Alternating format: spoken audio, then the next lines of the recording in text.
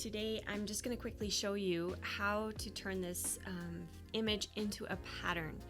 So the first thing that you want to do is bring up your image that you want to turn into a pattern, and you just want to use your square marquee tool, grab the entire thing, go up to edit and define pattern.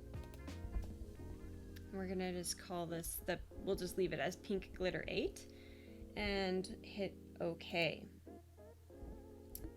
And then what you'll have up in here, if you go to say a picture and you bring up your pattern tool, you've got your glitter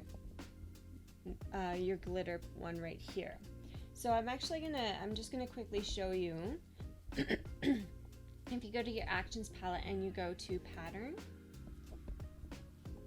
and then you find your pattern you want to use, and as you can see, you can kind of see the lines showing up, and all that means is that the image that I'm trying to place it on is larger than the pattern I just made.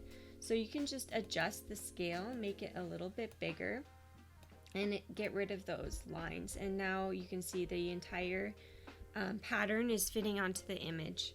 So then I'll just hit OK, and then you can easily just change your click on your layer mask, hit Control I, and then now